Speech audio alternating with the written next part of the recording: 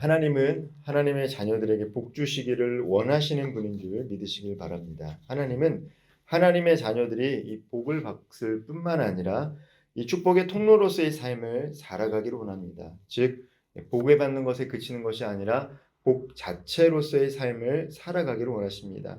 특별히 오늘 신명기 28장 1절에서 14절의 말씀에는 하나님의 말씀에 순종하는 민족과 사람들이 얻게 되는 복에 대해서 자세히 기록이 되어 있습니다. 오늘 1절 말씀을 제가 다시 한번 읽어보도록 하겠습니다. 내가 내 하나님 여호와의 말씀을 삼가 듣고 내가 오늘 내게 명령하는 그의 모든 명령을 지켜 행하면 내 하나님 여호와께서 너를 세계 모든 민족 위에 뛰어나게 하실 것이라. 하나님의 말씀에 순종하는 민족에게 주시는 축복의 말씀입니다. 마음과 성품과 힘과 뜻을 다해 여호와 하나님을 사랑하고 경외하는 민족에게 누릴 수 있는 특권이 무엇입니까? 모든 민족 위에 뛰어나게 하실 것이다 라고 하나님께서 친히 약속하셨습니다. 그리고 이스라엘 백성들은 이 말씀을 갖고 또 그렇게 살아왔기 때문에 오늘날 이 소수임에도 불구하고 국제 관계에서 큰 영향력을 나타내는 민족이 된 것을 우리는 또 두 눈으로 목격을 하고 있습니다. 말씀에 순종하는 자에게 하나님은 이 구하지 아니하는 복도 주십니다. 특별히 성경에 등장하는 인물들을 비롯해서 교회 역사를 빛낸 인물들은 하나님의 말씀에 순종했던 사람들입니다. 하나님은 하나님께 귀하게 쓰임받는 일꾼들에게 이러한 복을 주실 줄 믿습니다. 또한 하나님은 여전히 하나님의 말씀에 순종하는 자들을 통해서 그분의 일을 이루실 줄 믿습니다. 3절 말씀을 제가 한번 읽어보도록 하겠습니다. 성읍에서도 복을 받고 들에서도 복을 받을 것이며, 성읍에서도 복을 받고 들에서도 복을 받는다. 이 말씀은 하나님이 임하시는 복은 장소와 때를 초월해서 하나님의 말씀에 순종하는 자들에게 복을 주시겠다라는 말씀이죠. 순종하는 자는 들어가도 복을 받고 나가도 복을 받는다라는 것입니다. 하나님은 그분의 자녀들이 어디를 가든지 어디에서 살든지 어떤 직업에 종사하든지 보호하시고 복 내리시기를 원합니다. 하나님의 축복은 때와 장소를 초월해 순종하는 자들에게 임하는 복이기 때문입니다. 구약에 보면은 이 대표적인 예가 바로 요셉이죠. 요셉을 형통한 자다라고 합니다. 왜냐하면 그가 여호와 하나님과 함께하는 삶을 선택했기 때문입니다. 그가 어디에 있든지, 그가 이스마엘의 상일에 팔려나가서 노예의 삶을 살고 감옥에 갇히든 어떠한 삶을 살든지 그 자리에서 복을 받는 모습이 기록이 되어 있는데 왜 그렇습니까? 그가 하나님과 올바른 이 관계 속에서 삶을 살아가고 선택했기 때문에 하나님이 때와 장소를 초월해서 그에게 복을 주시는 것들을 보게 됩니다. 하나님이 주시는 복은 하나님과 언약 백성 간의 올바른 관계의 결과물이다라는 것을 알 수 있습니다. 관계 속에서 하나님께서 우리에게 이미 복을 허락하셨는데 그 복을 누리는가 누리지 못하는가는 우리가 하나님의 말씀에 순종하면서 살아가는가 그렇지 못하는가에 달렸다라는 것을 하나님의 말씀을 통해서 우리에게 알려주시는 것이죠. 이미 예수를 믿으면 하나님의 자녀로서 복을 누릴 수 있는 자격과 특권이 주어집니다. 요한복음 말씀처럼 영접하는 자, 곧 그 이름 믿는 자들에게는 하나님의 아들의 이 권세와 특권을 이미 주셨는데 그것을 누릴 수 있는 비결이 하나님의 다스림을 받는 삶인 것이죠. 하나님의 통치를 받고 다스림을 받는 삶을 살면 때와 장소를 초월해서 주시는 하나님의 복을 누리게 됩니다. 우리가 오해하지 말아야 될 것은 이 하나님이 주시는 복을 구약에서는 특별히 이제 물질과 건강의 복으로 잘 묘사가 되어 있지만 특별히 이제 신약에서는 내면적인 복 또한 포함되어 있습니다. 예수님께서는 특별히 마태복음에서 눈에 보이는 복이 아니라 하나님과의 관계에서 오는 이 마카리오스 그 복에 대해서 말하는데 그것이 이제 내면의 평안과 안정감이라는 것이죠. 여기서 우리가 누릴 수 있는 복이라는 것은 물질의 복도 있고 건강의 복도 있지만 하나님과의 깊은 관계 속에서 오는 평안과 안녕이라는 복 또한 하나님이 허락해 주신다는 것입니다. 그리고 오늘 4절 말씀을 제가 다시 한번 읽어보도록 하겠습니다. 내 몸의 자녀와 내 소지의 소산과 내 짐승의 새끼와 소와 양의 새끼가 복을 받을 것이며. 예, 본인만 복 받는 게 아니죠. 순종하는 사람에게는 본인만 복을 받는 게 아니라 자녀들도 복을 받고 또 그와 함께하는 모든 주변이 복을 받는다라는 것입니다. 가정과 사업이 잘 되는 가문이 번성하는 복을 받게 됩니다. 이 당시 사회는 이 산모가 아이를 낳다가 죽는 일이 허다했다라고 합니다. 그리고 굶주려서 먹지 못했기 때문에 어려움에 처하는 경우도 많았습니다. 그렇기 때문에 이 의식주가 보장되는 것은 당시에는 큰 축복이 아닐 수 없습니다. 근데 여호와 하나님을 신뢰하고 그분의 말씀에 순종하면 가장 기본적인 생활에 대한 걱정이 없는 삶을 하나님께서 허락해 주시겠다라고 약속하셨습니다. 왜 그렇습니까? 하나님의 말씀에 순종하는 사람들, 또 그런 삶을 사는 사람들 기본적으로 성실한 삶을 살아가기 때문입니다. 성실한 이 청교도적인 우리 이 믿음의 조상들을 보면 이런 하나님의 말씀을 받고 근면 성실하게 삶을 살았습니다. 그리고 특별한 욕심을 부리지 않았다는 것이죠. 이 땅에서 근면 성실하게 살면서 욕심을 부리지 않으면 기본적인 생활을 할 수 있는 구조이기 때문에 하나님께서 이렇게 말씀을 해주고 있습니다.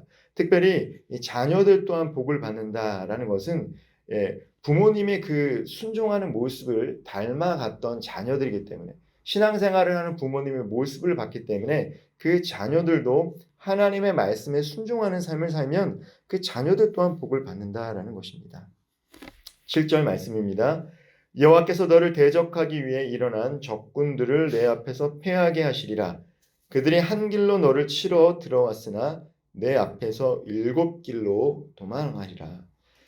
하나님의 말씀에 순종하는 사람과 민족은 전쟁에서 승리를 거둔다. 이런 축복을 주시겠다라고 얘기했습니다.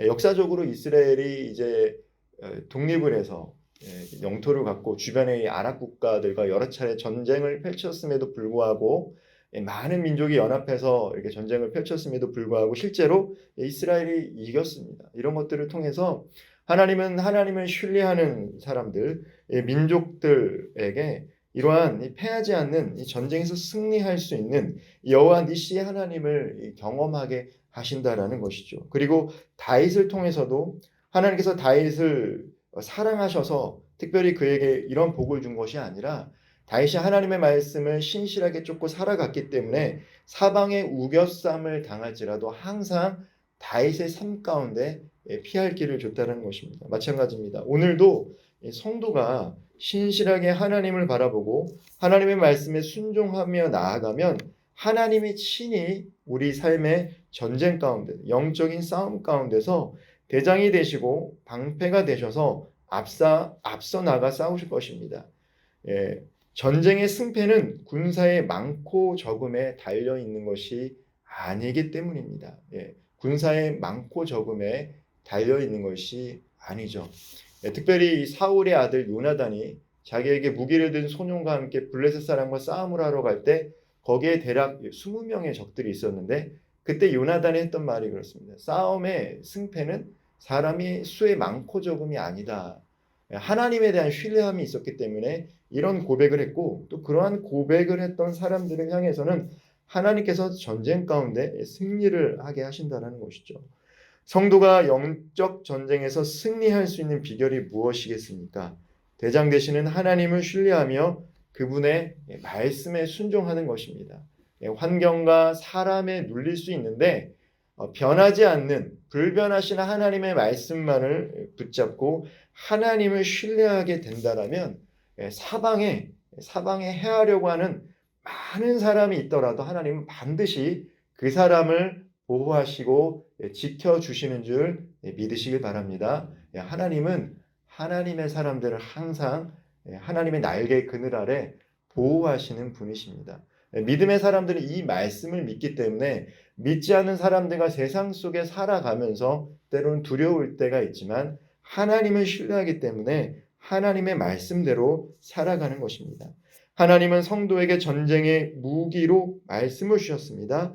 우리는 말씀에서 순종하며 살아갈 때 영적 싸움에서 반드시 이기게 될 줄 믿습니다. 오늘 12절과 13절 말씀을 제가 다시 한번 읽어보도록 하겠습니다. 여호와께서 너를 위하여 하늘의 아름다운 보고를 여시사 내 땅에 때를 따라 비를 내리시고 내 손으로 하는 모든 일에 복을 주시리니 내가 많은 민족에게 꾸어줄지라도 너는 꾸이지 아니할 것이요 여호와께서 너를 머리가 되고 꼬리가 되지 않게 하시며 위에만 있고 아래에 있지 않게 하시리니 오직 너는 내가 오늘 내게 명령하는 내 하나님 여호와의 명령을 듣고 지켜 행하며. 우리 많은 성도님들이 좋아하는 말씀 구절이기도 합니다. 꾸어줄지라도 꾸이지 아니할 것이다. 본인들뿐만 아니라 자녀들도 이런 삶을 살아가기를 원하시죠. 머리가 되고 꼬리가 되지 않겠다.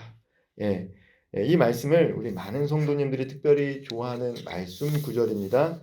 하나님께서 어떠한 복을 주시겠다라고 약속하셨습니까? 꾸이지 않는 삶, 꾸이지 않는 민족이 되게 하시겠다. 이 말인즉 주변에 영향력을 나타낼 수 있는 사람과 이 민족이 되게 하겠다라는 것입니다.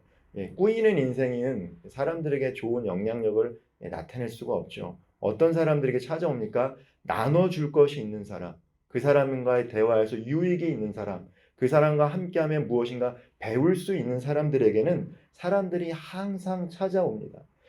내가 꾸임받아야 된다. 내가 빈 곳을 체험받아야 되는 인생은 사람들에게 다가가도 사람들이 피합니다. 그런데 항상 무엇인가를 줄 수 있는 인생은 사람들이 찾아오기 마련입니다. 즉 영향력을 나타낼 수 있는 삶과 민족이 되게 하시겠다라는 약속의 말씀이신 것이죠. 얼마나 축복의 말씀입니까? 하나님의 말씀에 순종하는 삶을 살아가면 사람들과의 관계 속에서 또 국제 관계 속에서 본인이 가만히 있어도 주변에서 찾아와서 관계를 맺기를 원한다는 것입니다. 하나님을 믿는 모든 성도는 하나님과 언약 관계에 있기 때문에 하나님의 것이 자기의 것이 됩니다. 꾸이지 않고 하나님이 주시는 것을 가지고 이 자원을 가지고 살아가는 것이죠. 오늘 예수 그리스도를 믿고 신앙생활을 하는 우리들은 어떤 사람들인가? 모두 하나님의 자녀입니다. 따라서 우리가 하나님의 말씀에 순종할 때 하나님은 오늘 이스라엘 민족에게 약속하셨던 복을 오늘을 살아가는 성도들에게도 동일하게 주실 줄 믿으시기를 바랍니다. 아멘으로 고백하는 사람들은 이 모든 복을 받게 될 줄 믿습니다. 이것이 단순히 성경에 기록된 말씀이 아니라 오늘 하나님의 말씀에 순종하며 내가 다른 사람에게 꾸이는 인생이 아니라 주는 인생 살겠다. 꼬리가 되는 인생이 아니라 하나님께서 앞장서 나가시면 길을 만들어가는 인생을 살겠다라고 고백하는 사람들에게 임하는 복이 될 줄 믿습니다. 말씀을 마무리하겠습니다. 하나님은 자녀들에게 풍성한 복을 내리시기를 원합니다. 정말 정상적인 부모라면 자녀들이 복받는 삶을 살기를 원합니다. 이 땅에서 복받는 삶을 살기를 원하는 것이 하나님 아버지의 마음이십니다. 하나님이 주시는 복은 순종하는 자에게만 임합니다. 하나님은 성도에게 이 땅에서의 복과 천국에서의 복을 약속하셨습니다. 성도는 하나님이 주시는 복을 받아 누릴 자격이 있습니다. 하나님의 자녀이기 때문에 그 복을 누릴 자격이 있습니다. 하나님의 말씀에 순종함으로 하나님께서 하나님의 자녀들에게 주시길 원하는 복을 받아 누릴 수 있는 저와 우리 모든 성도님들 되기를 주님의 이름으로 축복드립니다. 기도드리겠습니다. 사랑과 은혜가 풍성하신 하나님께서는 사랑하는 자녀들에게 복 주시는 분인 줄 믿습니다. 오늘 우리가 이 새벽에 하나님의 말씀을 붙잡고 하나님의 말씀대로 살아가기를 결단하며 나아갈 때 우리 인생 가운데 오늘 기록된 모든 말씀들이 우리와 우리 자녀들과 가정과 사업의 터전과 우리 주변 사람들과 함께 삶을 살아가며 우리만 복받는 것이 아니라 축복의 유통업자로 복을 나누며 살아갈 수 있는 저와 우리 모든 귀한 성도님들 되기를 원합니다. 무엇보다도 하나님의 말씀에 순종하는 삶, 그로 말미암아 하나님의 통치를 받고 하나님의 다스림 속에서 하나님이 주시는 기쁨을 누리며 살아갈 수 있는 복 또한 허락하여 주시옵소서. 이 모든 말씀 우리 구주 예수 그리스도의 이름으로 간절히 기도드리옵나이다. 아멘.